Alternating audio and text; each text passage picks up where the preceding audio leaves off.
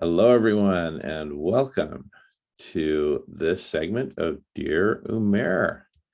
Marco, James, Alan, great to see you guys. How you guys doing? Doing well, Jamin. Thank you. Very Glad good, very good, considering. yeah, considering the position we're in, well Yeah, into the sixth mass extinction of life on Earth, uh, we still have hope. So yeah, totally, totally.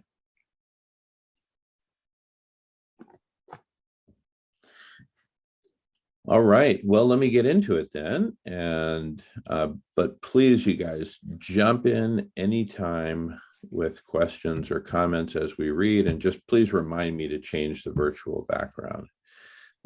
Red is reading. Today, the article is entitled The Age of Denial. So I'm going to read through it and then we'll have a really deep discussion because bottom line is I think he's missing an important other thing that we're in denial about, which are a couple other things, one of which is the solutions that are right in front of us and the grand meta solution of what we're calling the Dutch universe, the decentralized universe of transformational conversations that is hyperconnected.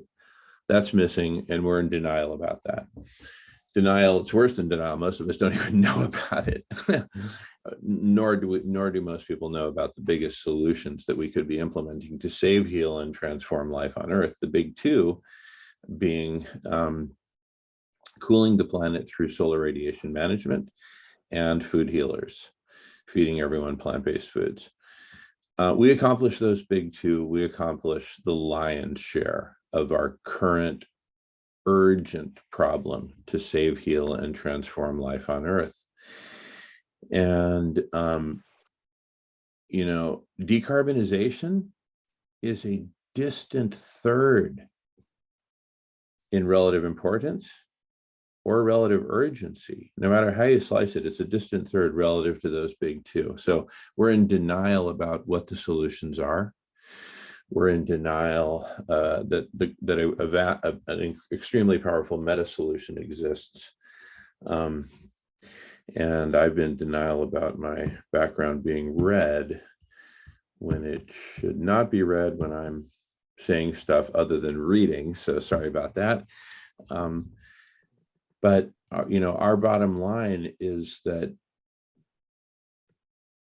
there's this vast area of solutions that most people don't even know exists and is actually the key to saving, healing, and transforming life on Earth, as we'll discuss. One of those being the marine cloud brightening, our favorite SRM or solar radiation management solution, as you can see on the screen there. That is very close to being ready to implement. There are some technological hurdles that need to be overcome, but all that can be solved by putting the appropriate focus and resources on the problem. We know how to engineer these kind of systems, but it takes actual commitment. So that's an example of a solution that exists. Food healers is another. I'll see if I can change my background to, anyway, somebody will put on community cafe at some point in the background, but, or maybe that does it. Yeah, that does it. Okay, community cafe. Thank you, Marco. So that's another. Food healers, community cafes are another mega solution. So between marine cloud brightening and food healers, we solve the lion's share of the problem very quickly, right? The meta solution is the Dutch universe, what we're calling the Dutch universe, the universe of transformational conversations, as we'll get more into. But that's cutting to the chase of where I'm coming from in terms of this article. Now, this article is absolutely brilliant, full of great insights. It paints a big picture, but it's missing a couple of things. One is this, I'm just going to call it the solutions. And when I say that, I mean including the meta solution of the Dutch universe. It's also missing the sixth mass extinction. I think it's mentioned in here, but he just calls it climate change. He's back to calling it climate change. What happened, Umair? Call it what it is, global warming. Anyway, back to reading, unless there's other comments, but just jump in with comments anytime. And again, feel free to remind me to change my virtual background. To and from Red. The age of denial.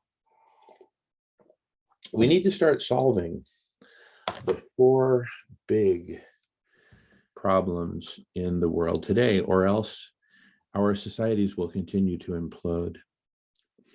November 30th. Oh boy, I only got this now, but it was published November 30th. Anyway, better late than never. When I look around, I see a world with 4 big problems. But to that list, I would add a 5th, a problem of a different kind, a problem concerning the other 4 problems. Denial. We are solving fake problems today, my friends, with more and more foolish and false solutions in quote. Eventually, we will be at the point of final solutions. We as societies, not you individually, we as societies are solving problems that don't exist at all. We are living in a fairy tale, a make-believe world of totally false and fictional problems that elites have made up out of thin air for ideological reasons. A world where real problems aren't considered problems, so they go unsolved. And the world teeters on the brink a little more every day because we're too busy using more and more violent, stupid, and pointless solutions to solve fake problems that aren't problems at all instead. But you can't solve a fake problem because it never existed at all, hence the downward spiral. Did you follow all of that? All the backwards logic and ironies therein? Let me make it simpler. Our elites are solving fake problems. But we need to get serious about solving real problems again. Or the simple truth is we don't have much of a future in broad terms as a human race, as countries, and as an even marginally peaceful world as a planet. I know that's a lot to take in, so let me explain, and you judge if it makes sense or not. The 4 big problems the world faces in this century are climate change, stagnation, inequality, and fascism. And we are in deep, profound denial about each of them, my friends. What happens to societies like that? Let me qualify that we, probably you, a decent and sane human being, aren't in denial. Or maybe you are. I don't know you. I can't say. What I can say is that our elites are in a kind of systemic and sweeping denial, and it has radiated outwards from them in a planetary tidal wave of furious imbecility currently sweeping the globe. There's Trumpism and the GOP's rising Nazism, which is focused on fake problems like critical race theory, because it scapegoats minorities instead of, oh, I don't know, the planet dying. What great prose there, Umair. Sorry, just jumping into comment. There's anti-vaxxers and anti-maskers hung up on comparing vaccinations to the Holocaust instead of the fact that billionaires could have ended the pandemic and didn't. The list is endless. You don't have to look very far to see what happens to societies in denial about the big 4 problems in the world today. Just look at America. Its institutions appear only to exist for the reason of denial at all anymore. The economy is doing great, cry pundits, Look, GDP is growing, bellow American economists. That's three institutions: media, GDP, and academia. I think he meant media, government, and academia. And each of them seems totally incapable of processing simple facts, such as the average American lives paycheck to paycheck, dies in $60,000 worth of debt, and has no retirement savings. In essence, the average American owns nothing in their lifetime and dies penniless, less than penniless. The economy is doing great? Nope. America's middle class has collapsed. Inequality and stagnation have shattered it from within. Why don't American elites appear capable of seeing this basic empirical reality? America is a society that has been totally, utterly wrecked by denial from elites about the big four problems of the 21st century. The denial radiated outward, spread by think tanks, or should I say lobbying arms, legitimized by media, popularized by bestsellers, made viral by Facebook. Denial now rules. Shit, that's so scary. I mean, it's what got Trump elected, right? Cambridge Analytica's use of Facebook to fucking get Trump. Anyway, so sorry, I could go on and on. The problems that American elites are worried about, obsessed by, are totally imaginary. Critical race theory isn't destroying children. The deficit doesn't matter at all. And in parentheses, he writes, yes, really. Why is it we had trillions to give to banks, but not a penny to average people? Isn't that amazing? I mean, my goodness, with a few billions of dollars, the government and a good marketing campaign, the government could promote the heck out of food healers and similar solutions, Go Dharmic, community cafes, etc. Yes, poor countries should be given vaccines, not just because it's the right thing to do, but because when everyone is vaccinated, variants don't spread. Giving everyone an affordable education isn't a handout, it's an investment. To consider any of these things problems is the thinking of a paranoid infantile narcissist who can't stand it when anyone else gets a tiny bit of care or respect. My goodness, good stuff. All right, resuming, I think I'm going to overlap here a sentence or so because we had a quick pause. To consider any of these things problems is the thinking of a paranoid infantile narcissist who can't stand it when anyone else gets a tiny bit of care or respect.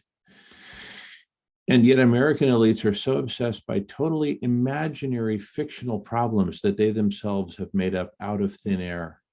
They live in a fairy tale of Cold War paranoia mixed with an obsessive compulsive need for absolute supremacy, that they appear totally incapable of understanding the actual problems of this century. Hence, America denies the four big problems exist at all and goes on obsessively to try to solve things that aren't problems to begin with, like the deficit and immigration and personal responsibility, by doing more and more bizarre and obscene and insane things, like simply giving vaccine patents to pharmaceutical companies for vaccines that were made with public money, simply so corporations can go on profiting. So what can it do to progress? But inequality and stagnation are hardly the only things America is in denial about. The biggest one of all is fascism. There's a strange, absurd, and funny thing that continues to happen in America. Nobody can say the word fascism. It is a red line that no public figure can cross.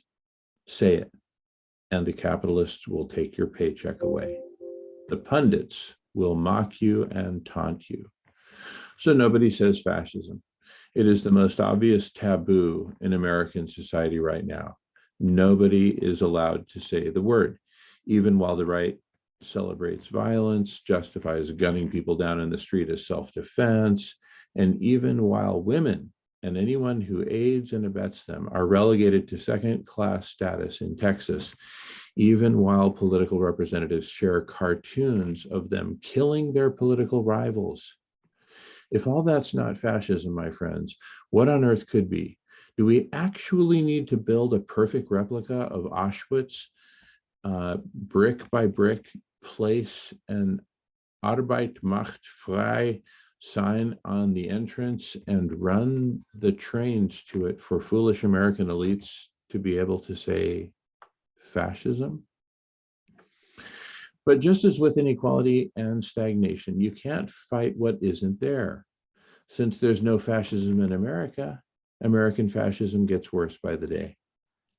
And the opposition has disappeared. It's missing in action, incapable of fighting all this, because it's busy denying the very thing it should be fighting, denying that that thing exists. Oh my goodness. As a result, modern America is a ruined, ravaged country. It's a rich country of poor people, a powerful one of powerless people, laughed at by the extremists and fanatics that rule them, a decent country doing indecent and obscene things, and a wealthy country in which the average person is less than broke. And my goodness, hunger in America, malnutrition in America. Good grief, we got to talk about these things. These things aren't disconnected. They are a vicious cycle of poverty, hate, and violence as old as history. But American elites are busy denying that too. So what can they learn?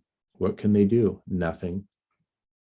That's why they are impotent, castrated, utterly powerless to fix their society, which crumbles by the day into poverty, hate, and violence. Think about the effects of denial on a human being for a second. What does denial do? Well, to put it a little unkindly, but to cut to the chase, it makes a fool of you. Imagine a great tsunami bearing down on you while you and your family lounge on the beach basking in the sun.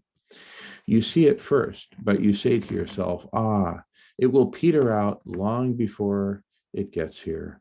Wham, denial makes us foolish, my friends. But that is not all. It makes us powerless too. We become the agents of our very own disempowerment. And that is precisely what happened to Americans. If not the average ones, then at least to the elites.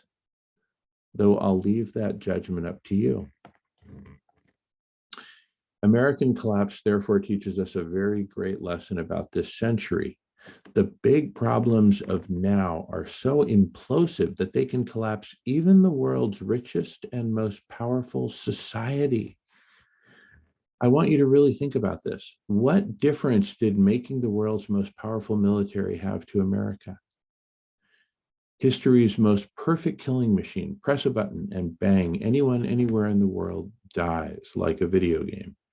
What difference did having the world's reserve currency make? The world's oldest written constitution, the world's first trillion-dollar companies. Precisely none. None of these things made any difference at all. In technical jargon, we'd say that the 21st century is a time of discontinuous change in which nations are in resource traps. Yesterday's assets become liabilities. A huge military doesn't do anything at all for you if your problem is inequality.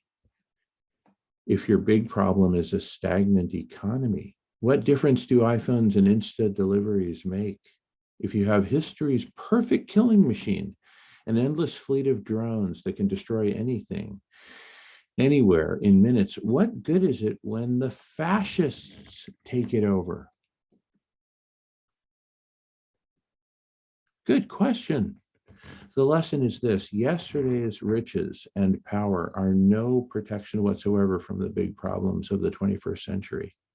The 21st century has seen the world's two most powerful nations collapse first, not last. The US and the UK. We must all learn that wealth and power offer no safety at all from the century's upheavals. If anything, they only seem to make us more vulnerable, not less. What else would the US and UK, why else would the US and the UK be the first to collapse? That's hardly a coincidence. But why? Why would being powerful and rich yesterday make us more prone to collapse in a time of discontinuous breakneck change? Because, of course, they fuel denial. When a country has so much invested in the things it is so proud of, a military, a killing machine, a currency, whatever, it is all the more likely to deny that they are of no help or use whatsoever. The sense of power, the arrogance, the feeling of omnipotence that powerful countries will make them all the more vulnerable to denial. They will be the most likely of all to deny that problems exist at all. Doesn't that sound like the US and UK with eerie precision? Sure, half of people know and understand there are big problems, but half of people deny there are any problems at all. The only problems for them are the problems the fascists tell them about. Little immigrant babies are monsters. We must purify the fatherland, and so on.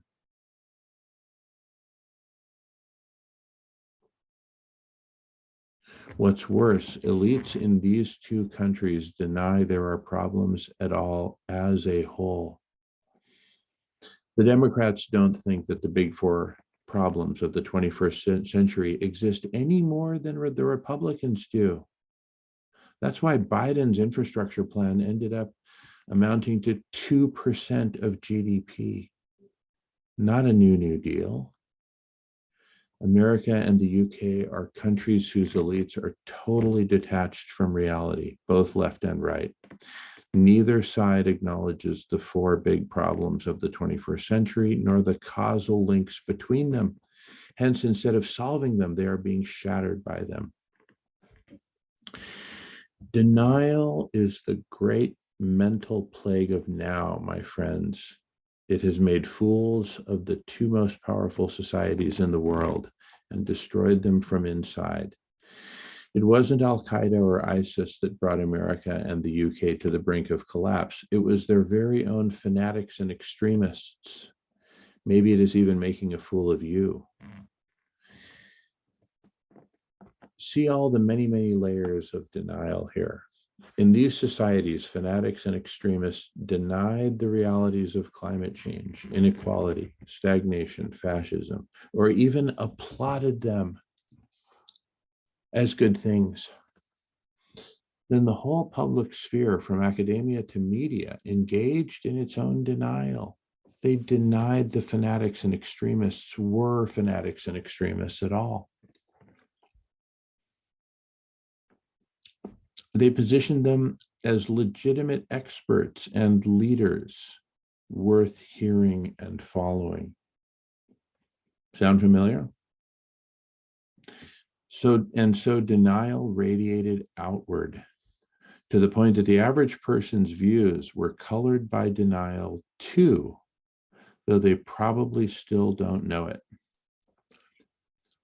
Americans and Brits, the smart ones, the good ones, might say they're concerned about the big four, but are they really concerned, passionately moved in the same way that, say, Swedes, Germans, or Spaniards are? I'd say they're something more like passive, half-hearted observers. Denial goes all the way down to the good people, my friends. It's not just the extremists and dunces. It has consumed these societies whole. America can't say fascism. Britain is still in denial about the catastrophe that is Brexit. Neither country seems to care very much that they are the only two societies in the world with falling life expectancy, income, and savings. Denial upon denial. Neither of these countries has any plan, any agenda, any vision to deal with the big four problems of this century: inequality, stagnation, fascism, and climate change. That is why they are being ripped apart by them. Denial rules them in a way they don't know and probably never will. Let us all learn the lesson, my friends. Denial has already broken the mightiest nations on earth today, like twigs. It has made them laughing stocks, pariahs, jokes, paupers.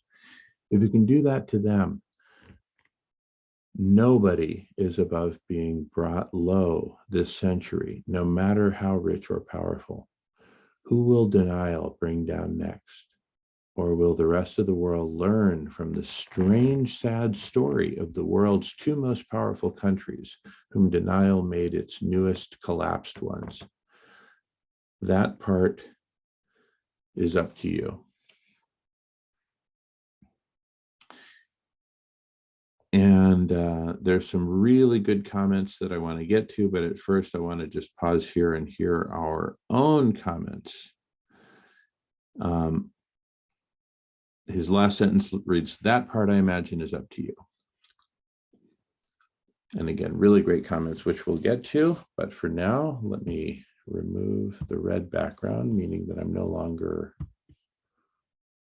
reading as the main thing, though we may go back to it and certainly will go back to the comments. But here's the thing. I mean, I've got some comments, but I've been talking quite a bit. So I'm going to pass the talking feather, and then we'll get to my comments in a few minutes. Thanks. Well, the scary part for me there was the thought of, knowing and seeing the way America and Britain and even Sweden now and other countries in Eastern Europe like are going veering towards fascism. Like the fucking thought of those weapons. Like America is one of the most powerful countries in the world, military wise. Like and imagine that falling into the hands of fascism. I just didn't think of it that way for a while. Like, but fuck me, that's the end result when you think about it. Like. But so that's scary in itself. Even though I think the climate change will get us before any of that shit takes place. Oh, global warming will anyway, definitely. Like, but they're referring to it as climate change, or Umair is, but he shouldn't. But I don't know. Yeah, it's like what we look at Vandana Shiva there earlier as well. She said it's denial. Like it's basically the whole population is beguiled.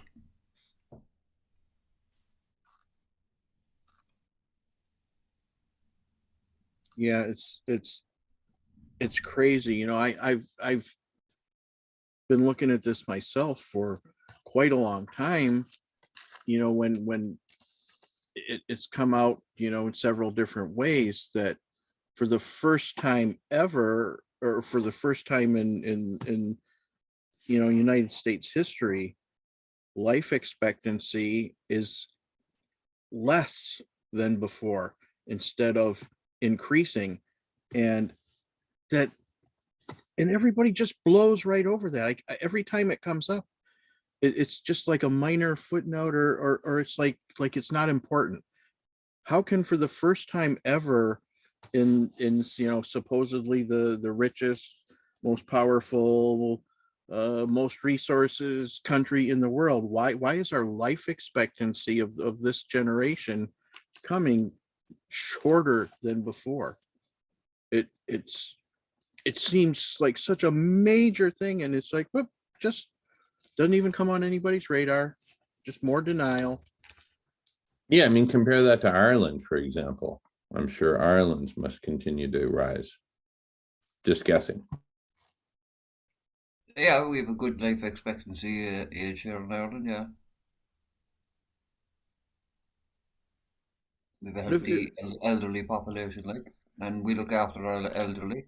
We look after, we as best we can. Even Ireland, after the bank collapse, really fucking suffered. Like, I mean, basically, we fucking paid for it over our own pockets, basically. Like, but well, that's neither here nor there. The point is, we still fucking managed to look after our, the elderly, the sick, the unemployed, the homeless, as best we can anyway. And even for the part of the government I'm talking about now, like we look after people. People have medical cares. People, they have access to education and that, like, to a certain degree, and everything. But it's 1,000 times better than what the fucking people of America are getting at the moment. And I can't believe it myself, because there's a complete change around. When I was a child, and I'm only talking fucking 40 years ago, America was considered the fucking, the land of opportunity, as you so called it, and everything else, like, and the fucking home of the brave and democracy and everything else like that. Man, 40 years has done a lot, and that's all I can fucking say, man, because it ain't the fucking America it used to be. Simple as that, like. I cannot understand how the people are putting up for it. How people can, how much more can people put up with it? That's what I wonder myself, to be honest with you, like. I mean, it just reminds me of go back to France, you know what I mean? People fucking just got sick of fucking, having their diet thrown down to bread and then having the bread taken from them, like, eventually, because people are just being squeezed. The life has been squeezed out of people in America, and I can't fucking understand how they're sitting there taking it, like, when just this 1% are fucking more or less responsible for it. Like, I don't know, it baffles the mind. Maybe No, it's one. they've got people totally bamboozled. And Facebook is manipulating people, as was shown clearly in that documentary, The Social Dilemma.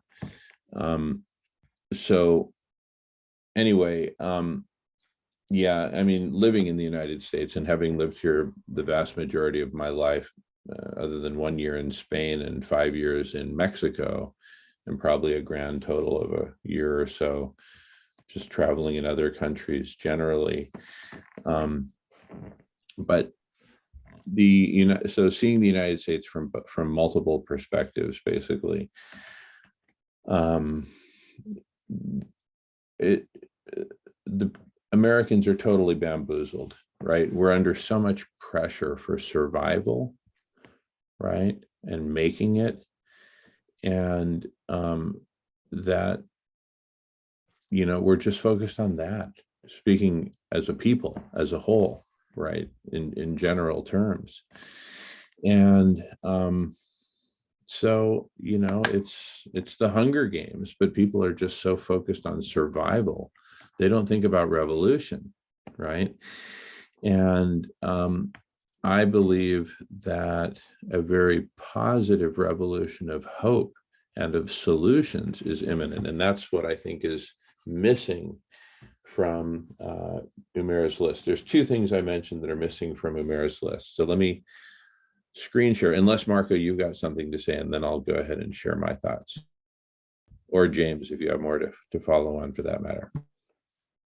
Well, I'd just like to say, like, that, don't get me wrong, the Irish government isn't perfect by any means. There's lots of issues that need to be dealt with here in Ireland as well, you know what I mean?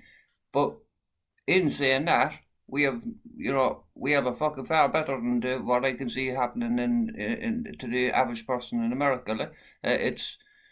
It's a complete turnaround of circumstances, because 40 years ago I was a fucking, living a pauper's life. It was yet again, I was the youngest of a family of seven. My father worked fucking 16, 17, 18 hours a day, not to bring in a whole lot really at the end of the week. So we were fucking dirt poor, you know what I mean? But we were happy, and we looked after each other, and that's the beauty of Ireland as well.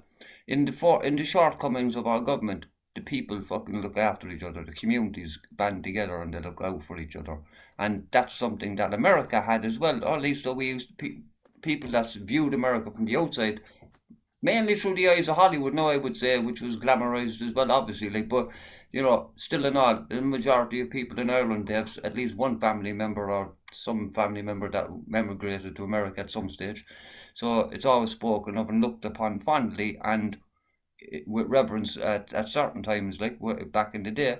But now it's looked at in horror and fucking disgust and dismay and fear of what the fuck is going to happen, because the rest of the world always viewed America and looked up to America and kind of what's the best way I could say it? Like a big brother or a big sister. You emulate them, or you do as they do, and that's what's fucking happening around the world now. That's why fascism is starting to spread so fucking quickly around the world as well, because they're fucking emulating what's happening here. It's a, that's the way I see it anyway. You know what I mean? When fucking me, as I said before, I used to say, when America sneezes, the rest of the world gets the fucking flu. And I don't, no pun intended there, like that's what he used to say years ago. And, that can be, a good thing, but also a fucking bad thing. And at the moment, it's a bad thing, like big time. Anyway, sorry, carry on. Well, that's great, James. Unfortunately, I can't disagree with anything you said. You got it spot on, and that's just the sad state of where we are right now.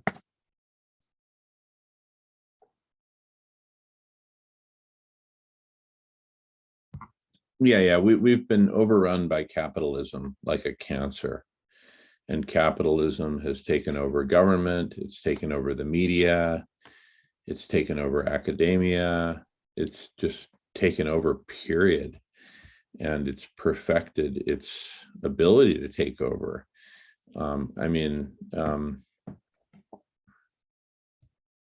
Yeah, it's just insane. So anyway, Marco, back to you, James, and when you guys have said what you wanted to say, I'd like to screen share and show kind of an overall synthesis and what I think is missing and what I think the key is to solving all of these major problems and the ones that are missing. I think what we have is we have a problem with the C words: capitalism, competition, instead of capitalism, based on collaboration. What we're missing is the most important C word these days is collaboration and caring.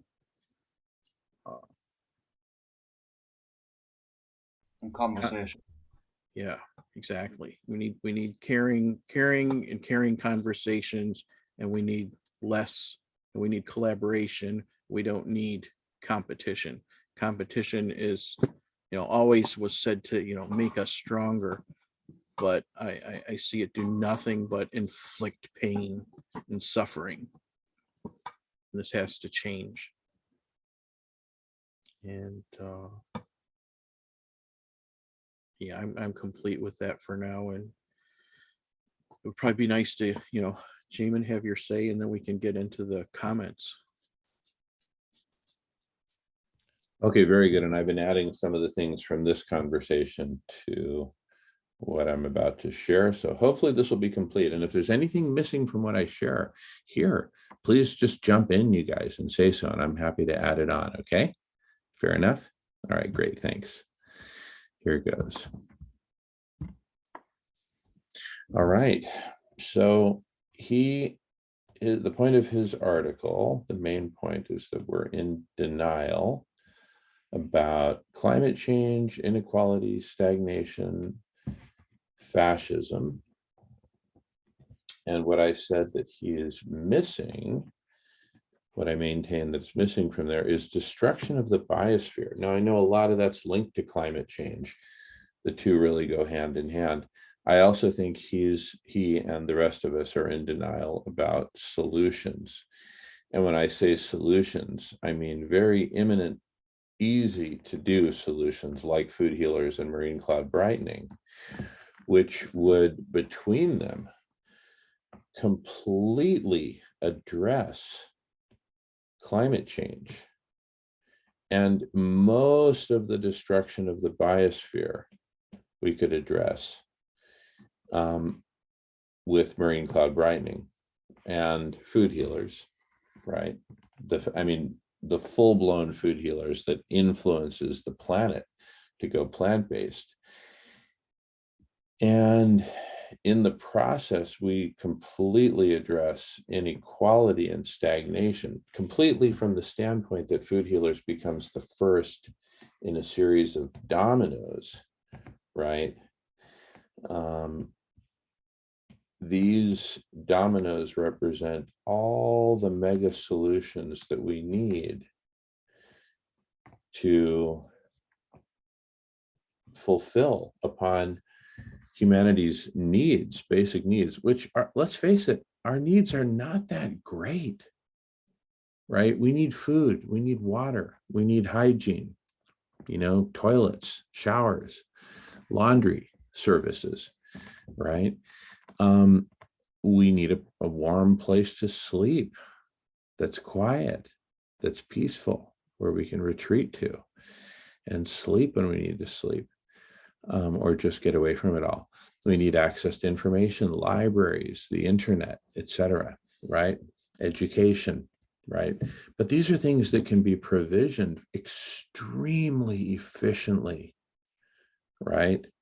Probably the most expensive of all those would be education, but now that so many people need to be at home, even those can be provisioned very efficiently from over the internet.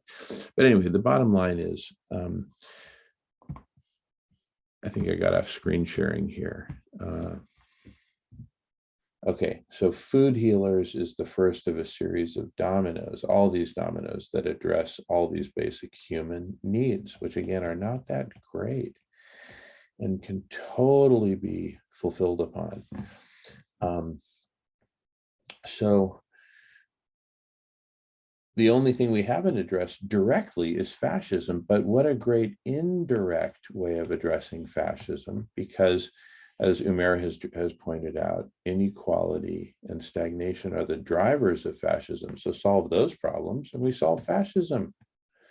Boom, boom, boom. So with these two mega solutions of Food Healers and marine cloud brightening, we solve our biggest problems, all of them, or most of them. There's still other areas of the biosphere that we need to, urgently get on top of, like quit chopping it down for wood. That is not directly addressed by Food Healers. But it is addressed by the full spectrum of the dominoes of human needs being addressed by such creative solutions as Food Healers. And then the other big part of solutions, other than the solutions themselves, and I put here notably and ... These are, just because these are the big two, doesn't mean that it ends there. We've got lots of other solutions that are extremely important as well. I'm just pointing out the two most urgent. Let's also talk about the meta solution, that which generates all these solutions, all of them. And what is that? Right? And James, you hinted at it. You said we need communities coming together. So part of the meta solution is precisely that. And these, all these can be delivered upon by communities coming together to deliver the solutions. And then communities will come together to eat the food, to stay in the housing units that we're going to roll out and really repurpose, because so much real estate is just being underutilized or unutilized. You talked about collaboration and caring and conversations, right? How about collaborative, caring conversations? That's what we do here. That we could use CCC for that. Collaborative, caring conversations. Anyway, one thought. And so, having worked on this quite a bit, we've finally come up with, 5 words and an acronym that constitutes the IT of this meta solution of, call it what you will, collective intelligence, call it the Dutch universe. What does Dutch stand for? Decentralized universe of transformational conversations that are hyperconnected, right? So we've come up with a way to get these connected, get them hyperconnected. The first level of hyperconnection is having a map of the transformational conversations, right? Where are they? When are they happening? What are they about? I'm just kind of showing it here as kind of like a star chart. That right there represents connectivity. One level of connectivity, just there being a map. The second level of connectivity is people going from conversation to conversation and thus connecting them through a form of kind of like ambassadorship, shall we say. I'm making it sound very formal, but it's nothing more and nothing less than people participating in multiple conversations, trying out multiple different conversations. And one of our goals of our Friday meetings is precisely to, enable this kind of, universe of conversations to happen simultaneously over a multi-hour period so that people can jump around from conversation to conversation, all of them happening at the same time. Anyway, that's all the hyperconnected part. And our fundamental thesis is that we just need to add the hyperconnectivity. We just need to add this one final piece. The universe of conversations exists, not just conversations, transformational conversations. So check on all that. It is, and they are decentralized. They're decentralized conversations, right? So that already exists. The big missing is this one, hyperconnected. We need to get ourselves hyperconnected to each other. The simplest way to do that, to achieve the map, right, is hashtag Dutch 42, 42 being a reference to the Hitchhiker's Guide, and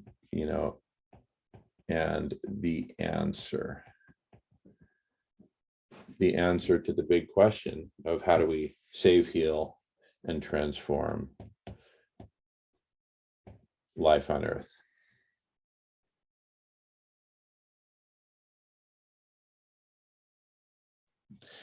So that's what I think. So again, back to the big picture. Umair is saying that we're in denial about climate change, inequality, stagnation, and fascism. I'm adding to that list that we're in denial about the destruction of the biosphere beyond just pure climate change, which is indeed, the major driver at this point, to be sure. I think we're also in denial about the solutions, specific solutions, as well as the meta solution. And, but the good news is we're very close. And by all of us who are participating in these transformational conversations, all tweeting and in other ways blasting out hashtag Dutch 42 associated with each such meeting, and invite, right? It puts each one on the map and it invites them to participate, and it thus also creates this cross-pollination that I'm talking about, this connection of people cross-pollinating and participating in multiple conversations, thus, creating a form of ambassadorship, I'm calling it. So, and just kind of this extended knowledge of the network. And those are among many other forms of connection. We talk about broadcasting, each conversation, broadcasting live, so people can peer in and see what they're doing without actually jumping into the conversation. Right now, we don't have a heck of a lot of broadcasting going on, right? And that's missing. We don't have a lot of tweeting going on, under shared hashtags like Dutch 42, right? So these are, anyway, I'm going off again about the meta solution, but anyway, with those images and everything, I hope that I've done a good job of conveying what's on my mind, passing the talking feather. And we can also go to the comments in Umair's article whenever we feel like it.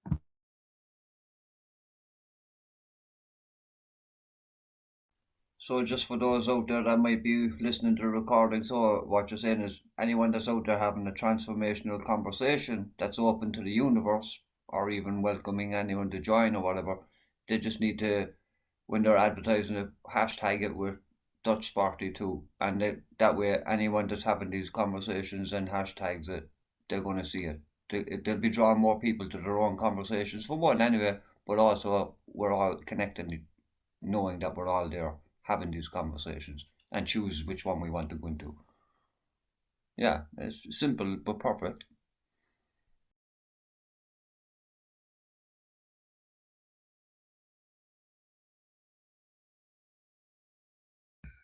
Beautiful. Thanks, James. Yeah, absolutely. It's simple but perfect. And don't let the simplicity fool you, right? I'm not talking to people in this room, but anyone who's watching, don't let the simplicity of using hashtags fool you. And, we're launching and promoting hashtag Dutch42 and inviting the world to use it as well, to use it appropriately. If you're having a transformational conversation, please tweet it with hashtag Dutch42. And we will make sure it gets up on the map. And, but more importantly, all that data and the ability to map it out is just publicly owned. It's just a vast public good, right, of connectivity. And there's a lot more we can do with it. And in other meetings, we're going to delve into what we can pack into, for example, a given tweet, so that if these meetings, as the organizers of these meetings get into the habit of tweeting out, not just hashtag Dutch42, but other information within that tweet, like links to relevant meeting invitations or meeting descriptions, or it links to the meetings themselves, right?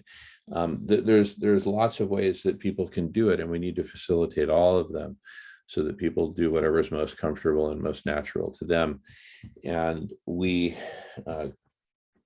world will be able to assimilate that data through various different forms of aggregation. There'll be lots of different choices for how to peer into the Dutch, what we're calling the Dutch universe of transformational conversations.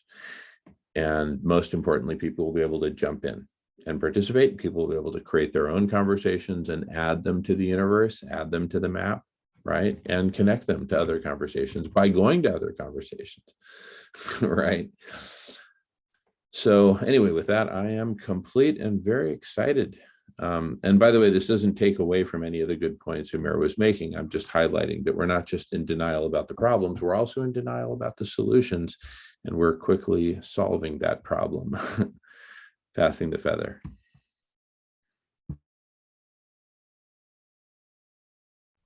Well, we're certainly putting out an idea for a solution to the problem anyway, without a doubt. It's only up to people to actually just jump on board and start using the hashtag, really. But I mean, why not? Nobody owns it, and it is what it is. It's decentralized, and by that means nobody owns it. This is for the community. It's out there for the community. It's out there for the general good of the community to pass on and share information and help others so that we might come up with the solutions. Well, we have the solutions already to the majority of them, as Jim just pointed out there, but my point is there's a lot of things that need to be solved, and there's a lot of people out there with a lot of expertise.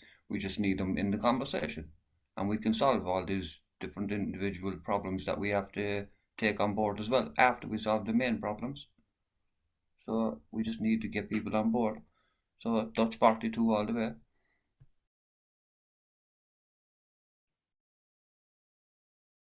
Yeah, there tends to be a feeling of, when you're not in denial and you're not blinded by greed and you see things for what they are, the problems are huge.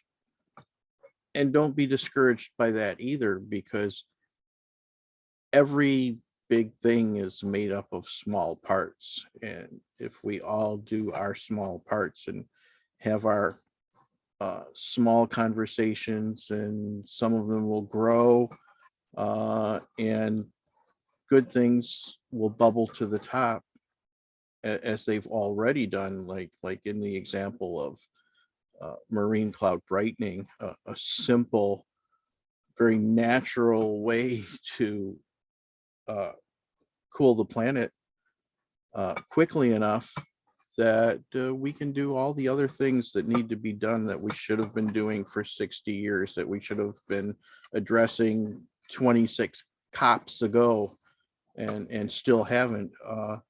They're there to do, and everything that needs to be done has a small part that somebody can do. So don't be discouraged by the enormity of it. We just have to act quickly now.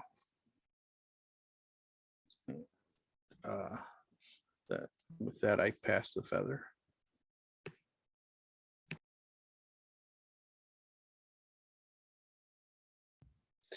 Yeah, we need to act quickly, and we need to come together. We need to have collective sense making, right? We've watched a couple different videos today, and one of them highly critical of COP, and yet really represented only a very narrow band of opinions on both sides of the aisle, but still very, very narrow, right? And we need to embrace collective sense making and open our eyes and open our hearts, open our minds to different forms of solution and different levels of solution, like what I'm calling meta solution as one level, right? The collective intelligence of the Dutch universe. It's all right there. It's missing the H. It has the D, right? There is a universe of them. They are transformational conversations happening here, there, and everywhere. They're missing the H in Dutch, which is hyper-connected. And there's, again, lots of ways of connection. But the first way is to get them all up on a map. Like, look at James's beautiful artwork of the universe, right? Or a couple of galaxies, or I'll let James describe what he has painted there. It's absolutely beautiful. It's luscious. It's delicious. It wakes up the imagination, the spirit. It makes me just think warm, beautiful thoughts and feelings about the universe. But see, we have such things that are, beyond the artwork, the actual, mappings of the heavens, right? We take it for granted, but that took some doing to get all that mapped out. This we can do in an instant by spreading the meme, the Dutch universe, the meme of the Dutch universe, and of hashtag Dutch42. And with that, I pass the feather.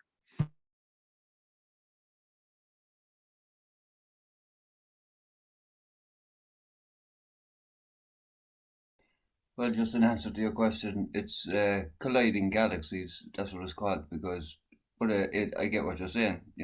Individual stars or individual conversations, but consider that galaxy being a galaxy of conversations colliding with another galaxy of conversations. You know what I mean? What can you achieve? Oh my goodness. And you're just talking about a couple of galaxies. What about the whole universe? There's a whole universe of conversations out there whose galaxies need to collide. See, each of us is part of more than one galaxy that are colliding, right? There's kind of the let's get together and make it better, mainly centered around the United States and Canada kind of galaxy, right? And we haven't collided too much with kind of the more European centric conversation. Some of them we have, certainly participating as Darth Vader and company at COP26 in Glasgow helped our European footprint a lot and get us known over there. And we're gradually building upon those connections that were made. All this takes time. But bottom line, we need to get all the galaxies together on a map of the universe, a common map of the universe. Hashtag Dutch42 can get us there. Now, more generally, a variety of hashtags can get us there. Let there be more than one. Dutch 42 is just our expression of, one that can go viral and bring a lot of us together. But let's say there's a few dozen, a few hundred, so be it. Like I said earlier, there will be aggregators, not necessarily us, but there will be aggregators out there that will create really cool aggregation tools for people to basically navigate the universe of conversations. It's not just a map, it's a navigation system where you get to say what you're looking for. You get to express that in different ways. And through all kinds of tools and systems, you will get matched with what you're looking for. Or you can just browse through by category if you want, by keyword, browse away, right? And there will be whole meeting rooms going on, meetings like this one, where there are people there to help people find what they're looking for and learn how to navigate through the universe. With that, I rest my case. I mean, that's what there is to do. And we can do it with some simple hashtags like Dutch 42, passing the feather. So anyway, before I pass the feather, sorry. So whether you use Dutch 42 or use a different one, use a hashtag or use more than one to get the word out about your transformational conversation. That's the ultimate request. Our audience is very clear. People who are engaged in transformational conversations and those who are interested in getting engaged. That's our audience, right? And the ones who are already engaged, just add hash, Dutch hash or some other kind of hash, but add hash to what you're doing with a view to getting it onto the map of the heavens. And it will be heavenly. It's becoming heavenly as we get together, passing the feather.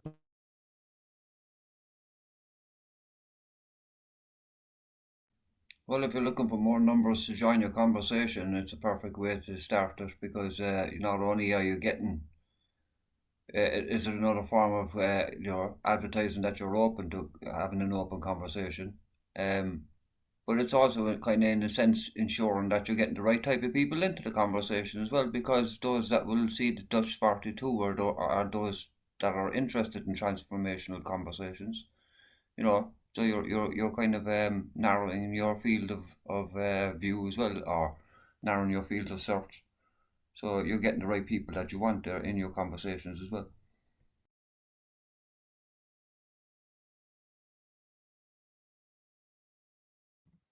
Beautiful, beautiful. Yeah, the only people who are going to be looking for, listening for hashtag Dutch 42 are going to be pretty cool people who you want in your conversation, right? So, yeah.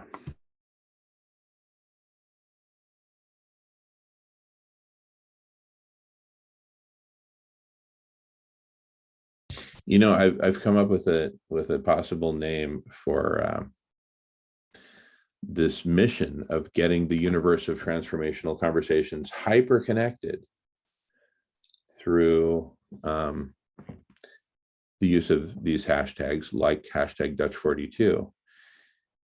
Try this on. Operation Heavenly Hash. Operation Heavenly Hash. Why heavenly? Because we're creating a map of the heavens. And with you here, now it's perfect. We're creating a map of the heavens, and with you here on the map, now it's perfect. Get in early. Be one of the first conversations on the map of the heavens, the earliest map of the heavens. That's a big deal. So the sooner you start tweeting hashtag Dutch 42 with your transformational conversation, the sooner it will get on the map of the heavens. So it's Operation Heavenly Hash. So get in. So what are the heavenly hashtags? Well, hashtag Dutch 42 is one of them. If you want to create your own, go for it. Please let us know. We'd love to know, so we can put it on the map. Passing the feather.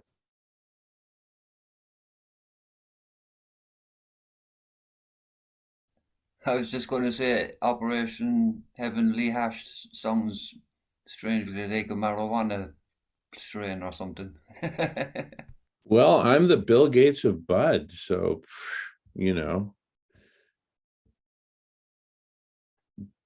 I'd say just get over it.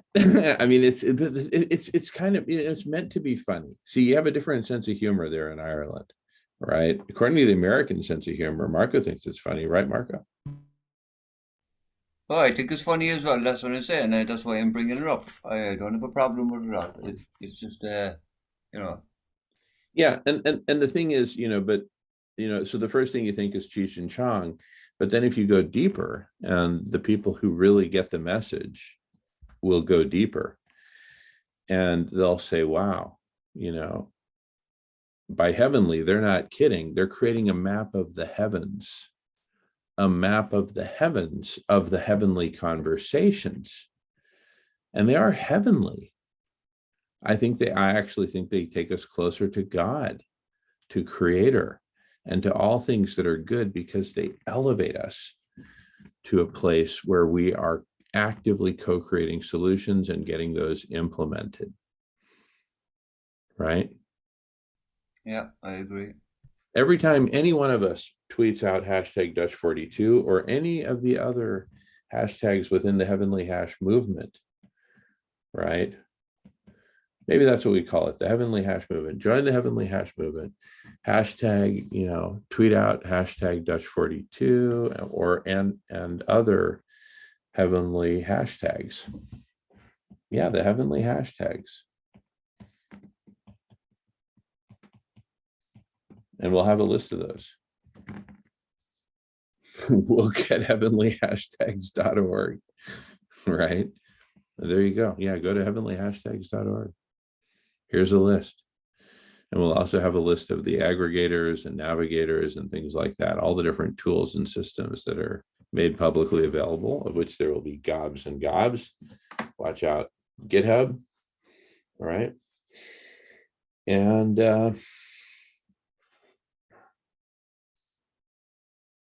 watch out, BotHub. We'll have our own NFT spaceships to cruise around and explore the universe of transformational conversations, which is perhaps going to be the most important part of the metaverse generally, right? So join the Heavenly Hash movement, come with us to the heavens together, but the Heavenly Hash movement and universe and map and everything else, the map of the heavens, of the heavenly conversations, is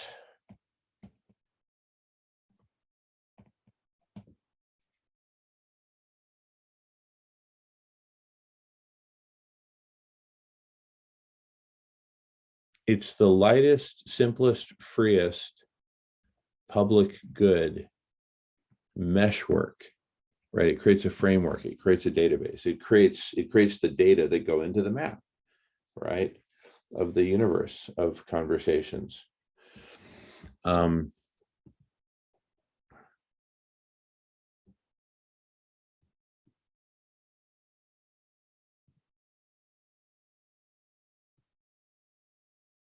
Anyway, with that, I'm complete. Passing the feather.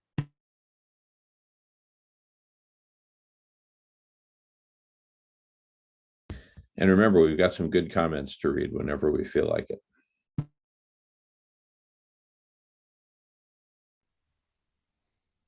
Yeah, I think we should maybe go to the comments, all right, for a few of them. But I think maybe heavenly hashtags, keep it a hashtags, because like I know you're saying heavenly hashes maybe it actually would turn people off viewing it too as well if they just thought hash themselves. Like so, keep it specific. Heavenly hashtags. Heavenly hashtags. I like it. Yeah. So we'll get heavenlyhashtags.org. And we can talk about heavenly conversations and map of the heavens. We're creating a map of the heavens, right, of transformational conversations. As well as using our heavenly hashtags to, create heaven on earth, the way earth can be and should be. Yeah, if we treat her right. totally, totally. In fact, I'm almost tempted to change the H in Dutch from hyperconnected to heavenly. Transformational conversations that are heavenly, right? That seek to create a heaven on earth, right? Or as close as we can get to that, right? So we're looking for the answer. We're looking for implementing the answer as regards solutions that are the answer to our most daunting problems in the right order, with the right priority, with the right resources. And we can do all of this by coming together as a Dutch universe, as the Dutch universe of transformational conversations that seek to create a heaven on earth. Anyway, I'm complete and ready to read a few of the comments. I've got about half an hour more. Oh, we've got Blue Cosmic Eagle. Let me pause recording for a minute. All right, welcome back, everyone. And welcome Joan, AKA Blue Cosmic Eagle, who's just joined us. So we're going to read through some comments from Umair's article. I'm going to go back onto red background. When I do red when I'm reading something, so that way people can skim through the YouTube video and just get to the red parts or just get to the non-red parts as they wish. This comment from Carmen Norbu wrote, the USA is a failed state, a basket case. The UK will not survive Brexit. It will fragment and disappear. The ruling classes of the entire world are ignoring or denying global warming. Climate change is a euphemism. Thank you for that. Humanity must change drastically and fast or face extinction. I agree. Just jump in anytime, everybody, if you want to comment or question or highlight or disagree with or anything at all, okay? Jasmine writes, I'm more afraid about fascism in Europe than America at this point. Europe is kaput, so is the planet. We're en route to extinction, which is a good thing. The mass slaughter of animals, the decimation of all things wild and beautiful by our species can only lead to one thing, our demise. Only then can the earth heal. Okay, Rick Vaughn writes, the issues on your list are unfortunately the kind of broad-based concepts that are easy to push aside as platitudes. Oh, Shannon's joining. Let's welcome Shannon. I'll pause record. All right, after a quick pause, we were reading from the comments. And so this last comment, the issue, I'll just start from the top on this comment. The issues on your list are unfortunately the kind of broad-based concepts that are easy to push aside as platitudes. Inequality, I realize you defined your usage of the word and made a case for why I should care. And I do. Some others care too. But how much do we care? Do we care enough to make real sacrifices for a concept like inequality or climate change? It's funny that he's looking at this as sacrifices, right? Because I love these conversations. For me, it's fun. It's enriching, right? And this is how we can get this done. But anyway, but you see, it's framed as making sacrifices. That's just really fascinating. It's not framed as something positive. Do we care enough to make real sacrifices for a concept like inequality or climate change? Am I willing to take a short-term hit for the cause? No. And neither is anybody else. You know who cares about inequality? The unequal. No one else. Change of any consequence concerning these broad issues would require a change in human nature. We have individuals driving electric cars that 90% of the world can't afford, and they couldn't get power to recharge the batteries anyway. But hey, my stockbroker is shrinking his carbon footprint driving one. He's doing his part and wants accolades for doing what he wants to do. Show off. What a great comment. And he's got a lot more to say. Do I really believe my friends, neighbors, and coworkers will match my sacrifice and help too? If you do, if you think the people you deal with every day are basically good people and will get behind solving these problems, well, I want to move where you live. Nobody I know fits that bill. Hey, his name is Rick. Hey, Rick, move to Heaven on Earth. The address is hashtag Dutch42. Move here, because here you're going to find a bunch of people who do. And then Rick continues, here in the real world, people, I mean, you, when I say that, people are selfish, impatient, and obsessed with fast money and sex. If you are my age, the sex has been replaced with either prideful displays of wealth or an assault rifle AR-15 and a Trump 24 bumper sticker for your 5,000-pound F-150 pickup with the turbocharged engine. You know, the one you drive to the office every day. You're a manly man. No little truck for you. Back in the day, they said, what's good for General Motors is good for America. The new slogan is, get as much as you can before they turn out the lights. It's too late to talk about constructive change. In one of your recent essays about the COVID mutations, you hinted that ongoing problems that cull populations and create an annuity like cash flow might just could be, nah, they ain't that bad, but just maybe they are intentional.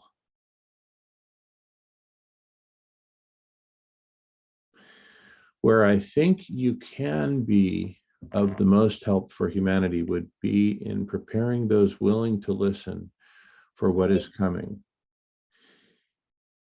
Human nature will control the final outcome of this current situation. And human nature is the only factor that never changes. Never. You know, it's really fascinating. Anyway, just how pessimistic he is, and but it's based on the assumptions that he's making, right? Starting with the assumption that this is going to involve sacrifice versus more opportunities for people to do what they really want to do, as in the case of food healers, marine cloud brightening, etc. Right? Really interesting the way this is framed. This whole thing is framed. Next comment by Auntie Grav, referencing the quote, the four big problems the world faces in this century are climate change, stagnation, inequality, and fascism. I submit that there is only one problem: uselessness of people toward their own future and the future of their places. To put it another way, humans have become habituated as lizard brain extractors of resources rather than contributors to the overall resource base of the planet. Everything else is a distraction from this backward version of physical existence. Antigrav, I also invite you to come to the heavenly universe, the Dutch universe, hashtag Dutch42. Check it out. You will find people other than lizard brain extractors of resources, right? We may have a footprint, but not only are we working on that, we're working on the whole, and we're working on the universe of transformational conversations as a whole, as the meta solution. We're adding to that, and we're putting out the call, come together under hashtag Dutch42 and other heavenly hashtags.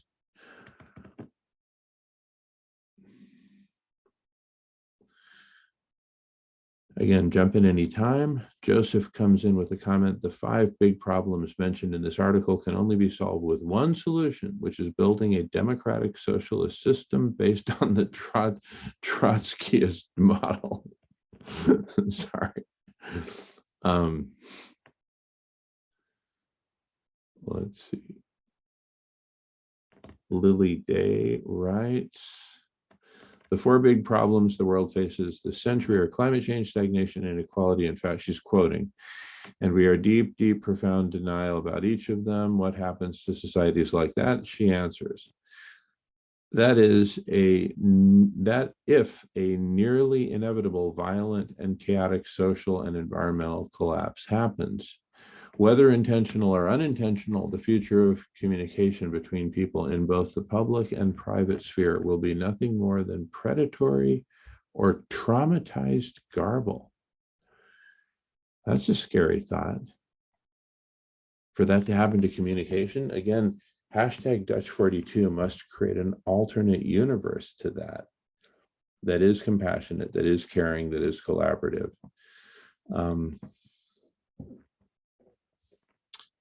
Preceding and during collapse in the private sphere, do not expect to have a sane, healthy, or rejuvenating conversation with a cult member of a rather large extremist and dangerous group. A cult member during times of turmoil will choose their leader and group over their family, friends, neighbors, coworkers, acquaintances, and helpful strangers. Think Paul Gosar. As the historian Pierre Vidal, I don't know how to pronounce it, suggested, no dialogue was possible between an astrophysicist and a researcher who believed that the moon was made of cheese when referring to Holocaust deniers. Wow. Okay, another comment that got a lot of applauses is currently the doomsday clock is set at 100 seconds to midnight. The Science and Security Board Bulletin of Atomic Scientists will reset the clock in January 2022. We should all be paying attention. From their website, accelerating nuclear programs in multiple countries moved the world into less stable and manageable territories last year. Development of hypersonic glide vehicles, ballistic missile defenses, and weapons delivery systems that can flexibly use conventional or nuclear warheads may raise the probability of miscalculation in times of tension. Events like the deadly assault earlier this month on the US Capitol renewed legitimate concerns about national leaders who have sole control of the use of nuclear weapons. Nuclear nations, however, have ignored or undermined practical and available diplomatic and security tools for managing nuclear risks. By our estimation, the potential for the world to stumble into nuclear war, an ever-present danger over the last 75 years, increased in 2020. An extremely dangerous global failure to address existential threats, what we called the new abnormal in 2019, tightened its grip in the nuclear realm in the past year, increasing the likelihood of catastrophe. Well, that's a scary thought. All right, I'm going to have to go in a few minutes. Another comment, sometimes I wonder if it is denial or smoke and mirrors. It can only be denial if the people are actually informed about an issue but don't want to acknowledge it or act on it. Bingo. Most people simply don't know. They don't know about the meta solution. They don't know about the Dutch universe. Well, that's why we need to make this grow like wildfire and spread exponentially. The ruling class who controls the flow of information can easily hide what is really happening through the media they own. The denial could really be just a state of being oblivious to things. Really good comment. Joe replies, actually, no. Oh, sure, they still control that mainstream flow, but they cannot fully control the digital ether. And even more so, they can't hide what most of us see on the ground every day, where elites never go and know nothing about. More people than any of us realize understand what is happening. It is more that we don't know what WTF to do about it. It is so broad and traumatic that for the time being, people can hardly get through their day-to-day life in one piece, much less coalesce into a glorious revolution. We'll see. Once again, I invite you to the Dutch universe, hashtag Dutch 42. It's an alternate reality, and it's where the Great Revolution will happen. I mean, where else? And Bad Bus Driver writes, you completely left out rampant militarism, totally and completely and utterly, as you always do. Anyway, those covered the ones that got applauses, got claps, got likes. I gotta, here, let me go check in. I'm pausing.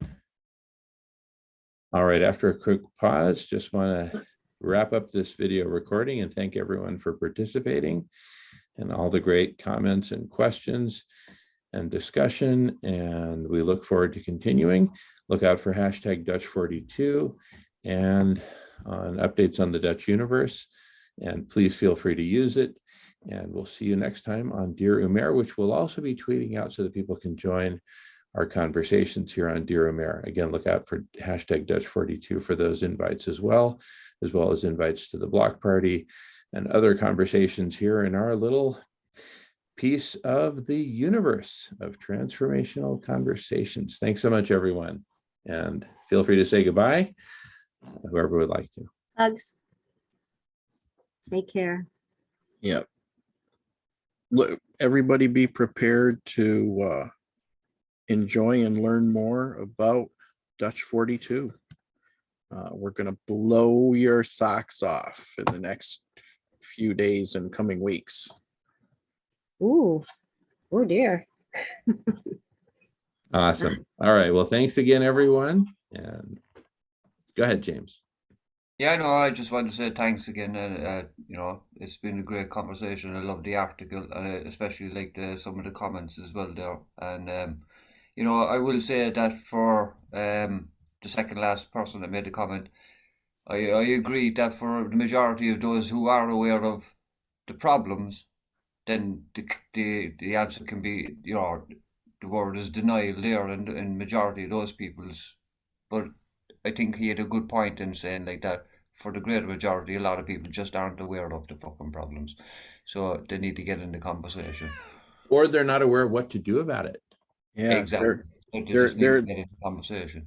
Those that are smart enough or lucky enough or however it happens to understand the problems, their despair is because they don't know about the solutions that we know about, and that has to change. And all of this transforms in the Dutch universe. So join us, hashtag Dutch 42, Dear Umair, the Block Party, other conversations, including Our Heart's Gardens, right? And Gaia's Zoom room. Anyway, much love to all, and we'll see you next time. Thanks, everybody. Take care. Be well. Good night, God bless. Good night, God bless. God bless.